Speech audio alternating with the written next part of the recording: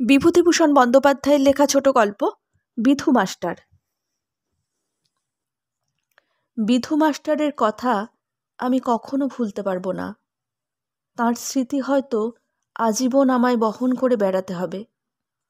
মাত্র কটা মাস তিনি আমার কাছে এসেছিলেন, তারপর চলে গেলেন। শুধু এই ক্ষণিকের পরিচয় আজ অমর হয়ে রয়েছে। বেশ মনে আছে, সেদিনটা ছিল রবিবার। আমি সকালবেলা কৌমুদি খুলে ধাতুরূপ মুখস্থ করছি, চোখ বন্ধ করে দুলে দুলে। এমন সময় বাইরে কে যেন ডাকলেন, হারানবাবু আছেন? হারানবাবু? আমি জানলা দিয়ে মুখ বার করে প্রশ্ন করলুম, কাকে চাই? এখানে হারানবাবু বলে কি কেউ থাকেন? থাকেন, তিনি আমার কাকা। তাকে একবার ডেকে দাও তো। কি দরকার? তার কি একজন টিউটর চাই? সত্যি তো, মেজো কাকা আমাদের জন্য একজন টিউটর চাই বলে খবরের কাগজে একটা বিজ্ঞাপন দিয়েছিলেন। কথাটা আমি একেবারে ভুলে গিয়েছিলাম। বললুম, আপনি বুঝি সেই বিজ্ঞাপন দেখেই আসছেন? হ্যাঁ। তা ভেতরে এসে বসুন, আমি মেজো কাকাকে ডেকে দিচ্ছি। ছিপছিপে লম্বা কালোপানা লোকটা অত্যন্ত দ্বিধায় অতি সন্তর্পণে আমাদের বৈঠকখানায় প্রবেশ করলেন। আমি বললুম, বসুন আপনি। তিনি ভয়ে ভয়ে যেন একবার আমার দিকে তাকিয়ে একখানা পাশের বেঞ্চে বসলেন। আনাড়ি লোকটাকে দেখে আমার মাস্টারের প্রতি সকল শ্রদ্ধা তিরোহিত হলো। বললুম, ওই চেয়ারটায় বসুন না। তিনি প্রথমে বললেন, থাক থাক, তারপর একখানা চেয়ারে গিয়ে বসলেন। আমি ফ্যানটা খুলে দিয়ে আস্তে আস্তে ওপরে চলে গেলুম মেজো কাকাকে ডেকে দিতে। মেজো কাকা উঠে এলেন, আমিও এলুম তার পিছু পিছু। আর এলো ঝন্টু, মিন্টু, চাঁদু, রেবা। মেজো কাকা বৈঠকখানায় ঢুকতেই তিনি চেয়ার ছেড়ে উঠে হাত জোর করে তাকে নমস্কার করলেন। মেজো কাকা বললেন, আপনি তো আজ সকালের কাগজে বিজ্ঞাপন দেখে আসছেন? তিনি বললেন, হ্যাঁ। মেজো কাকা আবার বলতে আরম্ভ করলেন, এই 5টি ছেলে মেয়েকে আপনাকে পড়াতে হবে। রাতে 3 ঘন্টা, মাইনে তো লিখেই দিয়েছি, 7 টাকা। কামাই চলবে না। তিনি বললেন, না, কামাই করবই বা কেন? মেজো কাকা বললেন, তা আপনি থাকেন কোথায়? শ্রীনাথ দাস লেনে। আপনার নাম? শ্রী বিধুভূষণ চট্টোপাধ্যায়। কতদূর লেখাপড়া আছে? আপনি 4th ক্লাসের ছেলেকে পড়াতে পারবেন তো? 4th ক্লাসে পড়ি কেবল আমি। এদের দলের মধ্যে বয়সে সবচেয়ে বড়। আমার বুক গর্বে ফুলে উঠল। আমি বিধু মাস্টারের মুখের দিকে অপলক দৃষ্টিতে তাকিয়ে রইলুম। তিনি বললেন, তা আর পারবো না কেন? মেজো কাকা বললেন, বেশ ভালো, সোমবার থেকে কাজে লাগবেন। সন্ধ্যা 6টার সময় ঠিকমতো আসবেন। তারপর আমাদের বললেন, ইনি তোদের নতুন মাস্টার, এনার কাছে মন দিয়ে পড়বি, বুঝলি? তারপর সোমবার দিন তিনি এলেন ঠিক 6টার সময়। আমাদের সকলের নাম জিজ্ঞেস করলেন। আমাদের বইগুলো উল্টে পাল্টে দেখলেন। বেশিক্ষণ দেখলেন আমার ইংরেজি বইখানা। বললেন, বেশ শক্ত বই পড়ানো হয়তো। তার কথা শুনে আমার কি আনন্দই না হলো। আমি বললুম, আমাদের আবার ইংরেজি, ফিজিক্স, কেমিস্ট্রি পড়ানো হয়। তিনি অবাক হয়ে গেলেন, বললেন, তাই নাকি? আমি তাকে আমাদের সায়েন্স বইখানা এনে দেখালুম। তিনি বললেন, কি পড়া হয়েছে? প্রপার্টিস অফ এয়ার আর ব্যারোমিটার। আমার কথাগুলো শুনে তিনি বেশ চমকে গেলেন, আর আমি খুব কৌতুক বোধ করলুম। তিনি তখন রেবাকে জিজ্ঞেস করলেন, তোমার নাম কি খুকি? রেবা লজ্জায় মুখ নিচু করে রইল। নতুন লোক দেখলে ওর ওই রকম লজ্জা। আমি বললুম, বল না রে, কি নাম? তিনি তখন রেবার পশমের মতো কোমল চুলে হাত বুলিয়ে দিতে লাগলেন। রেবাও অনেক কষ্টে বললে, লেবা। ও র উচ্চারণ করতে পারে না। তিনি বললেন, বাহ, বেশ নাম তো তোমার, খাসা নাম তো তোমার। কিন্তু দিন যত বয়ে গেল রেবার লজ্জাও তত কমে যেতে লাগলো, আর বিধু মাস্টারও রেবাকে বেশি ভালোবাসতে লাগলেন। শুধু রেবাকেই নয়, তিনি আমাদের সকলকেই খুব ভালোবাসতেন। তিনি পড়াতে আসবার পর প্রায়ই একজন ফেরিওয়ালা সুর করে হেঁকে যেত, চাই অবাক জলপান, স্বাধীন ভাজা, ঘুগনি দানা। মাস্টারমশাই আমাদের প্রায় ওই কিনে খাওয়াতেন।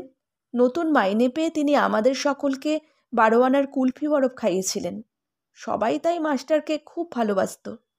তাকে আদৌ দেখতে পারতুম না কেবল আমি, কেন তা জানি না। তথাপি আমার অনিচ্ছায় তার অধীনেই থাকতে হতো, কারণ মেজো কাকার হুকুম। মেজো কাকাকে আবার সবার চেয়ে ভয় করি, মা বাবার চেয়েও। সুতরাং আমি খুঁজতে লাগলুম মাস্টারের ভুল ত্রুটি, যাতে আমি তার হাত থেকে রেহাই পাই। একদিন আমি জিজ্ঞেস করলুম, মাস্টার মশাই, পাহাড়ের হাইট মাপতে গেলে ব্যারোমিটার কি দরকার লাগে? তিনি বললেন, দরকার লাগে নাকি? কে বলল? স্কুলের মাস্টার। তা হবে, কোথায় লেখা আছে বলো তো?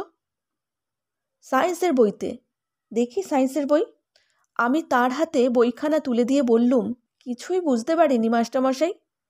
তিনি বইয়ের পাতা খুলতে খুলতে বললেন, বেশ, বুঝিয়ে দিচ্ছি। কিন্তু আমায় বোঝানো দূরের কথা, তিনি নিজেই হয়তো সেই ইংরেজি অংশটার সঠিক অর্থ হৃদয়ঙ্গম করতে পারলেন না। অগত্যা অনেকক্ষণ পরে তর্জমা করে দিলেন। তারপর জিজ্ঞেস করলেন, বুঝতে পেরেছ? আমি বললুম, কিছুই না। তিনি বললেন, আচ্ছা, আমি তোমার বইখানা বাড়ি নিয়ে যাচ্ছি, একবার পড়ে ভালো করে বুঝিয়ে দেব। বইখানা নিয়ে গেলেন সত্যি, সেটা আমায় ফিরিয়েও দিলেন না যথাসময়, কিন্তু আমার প্রশ্নের কোনো উত্তর দিতেও পারলেন না। কথাটা কাকাকে বলতে তিনি বললেন, আচ্ছা, কেমন পড়ায় তা আমি দেখছি। পরের দিন থেকে তিনি আমাদের কাছে বসে পড়া শুনতে লাগলেন। মাস্টারমশাইয়ের পড়ানোর তিনি প্রায়ই ভুল ধরতেন। হয়তো বলতেন, লুসি গ্রের শেষের স্ট্যাঞ্জা দুটো আরও বিশদভাবে বুঝিয়ে দিন। ওই যে ওর over rough and smooth trips along and never looks behind and sings a solitary song that whistles in the wind. ওর ভাবার্থটাও ভালো করে বুঝিয়ে দেওয়া উচিত, বুঝেছেন কি না? এসব ক্ষেত্রে মাস্টারমশাই কোনো কথা বলতেন না বড় একটা। কাকাকে তিনি বেশ সমীহ করে চলতেন। তিনি বড় একটা বুদ্ধির অঙ্ক কষতে পারতেন না। একদিন কাকার সামনে তিনি একটা অঙ্ক এক্স দিয়ে কষছিলেন। কাকা বললেন, সব গোলমাল হয়ে গেল মাস্টারমশাই। তিনি বললেন, কেন? কাকা বললেন, ও অঙ্ক তো আলজেব্রার প্রসেস অনুযায়ী আপনি করতে পারবেন না। যাই হোক, তিনি কিন্তু কোনো উপায়ে আমায় অঙ্কটা বুঝিয়ে দিতে পারলেন না। তিনি চলে যাবার পর কাকা বললেন, মাস্টার তত সুবিধের নয়। এমন সময় বিশ্বকর্মা পুজো এলো। আমরা বললুম, মাস্টারমশাই, আমাদের ঘুড়িলাটাই কিনে দিতে হবে। তিনিও রাজি হলেন, কারণ তিনি সম্প্রতি মাইনে পেয়েছিলেন। তিনি আমাদের সেন্ট জেমস স্কোয়ারের দক্ষিণ কোণের একটা মনোহারি দোকান থেকে 1 টাকার প্রায় ঘুড়িলাটাই কিনে দিলেন। কিন্তু আমাদের তিনি যা কিনে দিতেন সে সম্বন্ধে কাউকে কিছু বলা নিষেধ ছিল। এসব লুকিয়ে লুকিয়ে আমাদের দিতেন। রেবার জন্মদিনে তিনি 3 টাকা দামের একটা কলের রেলগাড়ি কিনে দিয়েছিলেন। বলেছিলেন, কাউকে বলো না যেন ঘুণাক্ষরে। বিশ্বকর্মা পুজোর দিন 4 পর একদিন শ্রীনাথ দাস লেনে মাস্টারমশাইয়ের সঙ্গে দেখা। আমি নমস্কার করলুম। তিনি বললেন, এই যে পিন্টু যে, কোথায় চলেছ? আমি বললুম, আপনি কোথায় থাকেন মাস্টারমশাই? তিনি বললেন, এইখানেই, চলুন না দেখে আসি। কি জানি কেন মাস্টারমশাইয়ের বাড়ি দেখবার জন্যে আমি অত্যন্ত উতলা হলুম। তিনি দ্বিধায় আমায় নিয়ে গেলেন তার অপূর্ব গৃহে। টিনের চাল দেয়া একখানা মেটে বাড়ির দোতলায় একখানা ছোট্ট ঘরে থাকেন। সরু ভাঙা সিঁড়ি দিয়ে ওপরে উঠতে ভয় করে। ফালি বারান্দাটা মানুষের ভারে সামান্য কাঁপে। আস্তে আস্তে তার পিছু পিছু তার ঘরের দিকে গেলুম। তিনি গিয়ে তার ঘরের তালা খুললেন। অপরিষ্কার আর অপরিসর ঘর। দেয়ালে কতগুলো ক্যালেন্ডার টাঙানো। একপাশে একখানা বিবেকানন্দের ছবি। মেঝের ওপর একটা খাটিয়া পাতা, তার উপর আবার একটা কালো ও তেল চিটচিটে বালিশ। মাস্টারমশাই আমায় বসিয়ে আসছি বলে কোথায় চলে গেলেন সহসা, আর আমি তার ঘরখানা ঘুরে ঘুরে দেখতে লাগলুম। বড় দুঃখ হলো তার দারিদ্র্যক্লিষ্ট অবস্থা দেখে। ঘরের মধ্যে আর একখানা কাপড়ও নেই, যদিও বা আর একখানা আছে, তাও শতচ্ছিন্ন এবং অত্যন্ত কালো। একটি জামা ও একখানি মাত্র কাপড়ে তাকে দিন কাটাতে হয়। আমার বড় অনুকম্পা জাগলো তার প্রতি। তাকে যে আমি এত ঘৃণা করতুম তা একেবারে বিস্তৃত হলুম। হঠাৎ যেন আমি একেবারে বদলে গেলুম। এমন সময় মাস্টারমশাই 1 ঠোঙা খাবার নিয়ে ঘরে ঢুকলেন। আমি ব্যথিত সুরে বললুম, ওসব আবার কেন মাস্টারমশাই? তিনি আমার কথা শুনে একটু যেন আশ্চর্যান্বিত হলেন। আমতা আমতা করতে লাগলেন। না না, এ আবার এমন কি? আমি বুঝলুম যে তার শ্রমের পারিশ্রমিকটা এমন করে অপচয় করা তার শরীরের বিন্দু বিন্দু রক্ত গ্রহণ করার সামিল।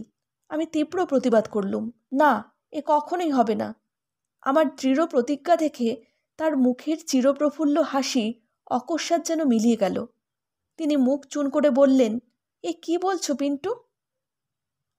আর সাহস হলো না কিছু বলতে। যাই হোক, বাড়ি ফেরার পথে সেদিনই আমি প্রতিজ্ঞা করলুম যে মাস্টারমশাই যাতে আমাদের জন্যে তার মাইনে থেকে কিছু খরচ না করেন তার ব্যবস্থা করতে হবে। হাজার হোক, বেচারা ওই কটি টাকা সম্বল করে কলকাতায় বাস করছেন। কিন্তু আমার প্রতিজ্ঞা মতো কাজ করবার আগেই একটা বিশ্রী ঘটনা ঘটে গেল। মেজো কাকা একদিন আমার ট্রান্সলেশনের খাতাখানা দেখতে দেখতে মাস্টারমশাইকে বললেন, এসব কি পড়াচ্ছেন মাস্টারমশাই? ইংরেজি আপনি দেখছি কিছুই জানেন না। I live in a boarding সেন্টেন্সটার মধ্যে ইন কি এমন অপরাধ করেছে যে ওকে তুলে আপনি অ্যাড বসিয়ে দিলেন? আসলে ওর ভুল কোথায় তা তো দেখতে পেলেন না। আর every bush and every tree was in bird সেন্টেন্সটার ওয়াজ কেটে ওয়ার করলেন কোন গ্রামার অনুযায়ী? আপনি 4th ক্লাসের ছেলে পড়াবেন কেমন করে? মাস্টার লজ্জায় মুখ নিচু করে রইলেন। আর আমি ভাবতে লাগলুম ভাবি বিপদের কথা। মেজো কাকা বললেন, তাই বলি, ছেলেরা এত খারাপ হয়ে যাচ্ছে কেন? পিন্টু, তোর হাফ ইয়ারলির প্রোগ্রেস রিপোর্টটা নিয়ে আয় তো। আমি ভয়ে ভয়ে আমার প্রোগ্রেস রিপোর্টটা নিয়ে এলুম। মেজো কাকা বললেন, দেখুন কি বিশ্রী রেজাল্ট। ইংরেজিতে তো ফেল, হার্ডসবে রগ ঘেঁষিয়ে পাশ করেছে। এরপর আর আপনাকে রাখতে আমি সাহস করি না, তাহলে ওদের পায়ে কুড়ুল মারা হয়। আপনার বাকি মাইনেটা 2 তারিখে নিয়ে যাবেন। মেজো কাকার কথায় মাস্টারমশাই একটা প্রতিবাদ পর্যন্ত করলেন না, নীরবে নিঃশব্দ পদক্ষেপে প্রস্থান করলেন। আমি তার মুখের দিকে তাকাতে পারলুম না। এর জন্যে দোষী তো আমি তো মাস্টারমশাইয়ের ভুলগুলো মেজো কাকাকে বলে বলে তার মন একেবারে চটিয়ে রেখেছিলুম। আমি অপরাধীর মতো বসে রইলুম মুখ নিচু করে। বিভূতিভূষণ বন্দ্যোপাধ্যায়ের লেখা ছোট গল্প বিধু মাস্টার এখানেই শেষ হলো। যদি আমার গল্প পাঠ আপনাদের ভালো লেগে থাকে, লাইক, শেয়ার, কমেন্ট আর সাবস্ক্রাইবের মাধ্যমে চ্যানেলটির সাথে অবশ্যই থাকবেন।